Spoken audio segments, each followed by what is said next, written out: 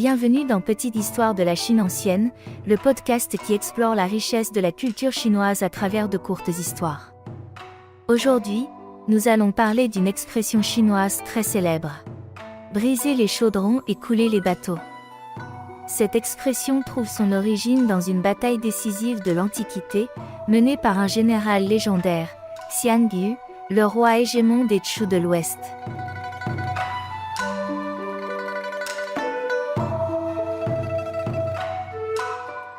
Nous sommes à la fin de la dynastie Qin, vers l'an 207 avant notre ère.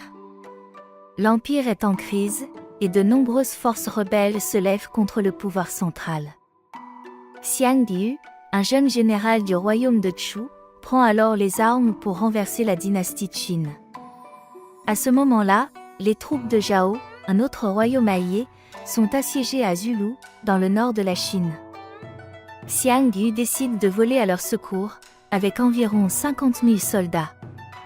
Mais face à lui, l'armée impériale est beaucoup plus nombreuse et bien positionnée.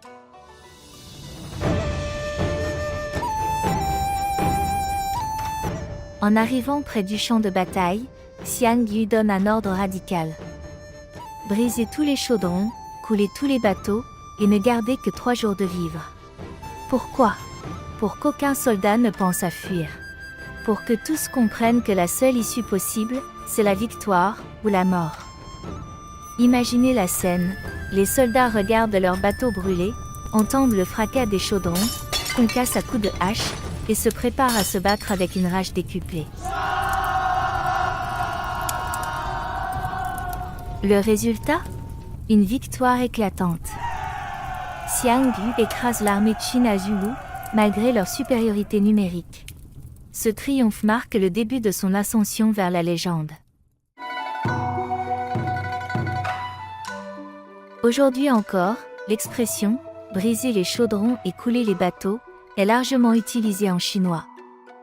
Elle signifie « aller jusqu'au bout, sans retour possible, prendre une décision irréversible, pour se donner toutes les chances de réussir ». Elle est souvent évoquée dans le monde de l'entrepreneuriat. De nombreux fondateurs de startups aiment dire qu'ils ont brisé les chaudrons et coulé les bateaux, qu'ils ont quitté leur emploi stable, investi toutes leurs économies ou renoncé à leur confort pour se lancer dans l'aventure. Et parfois, comme Xian Yu, ils remportent leur propre bataille. Mais il ne faut pas oublier que ce Xian Yu, si fier et invincible, connaîtra lui aussi son Waterloo. Mais ceci est une autre histoire.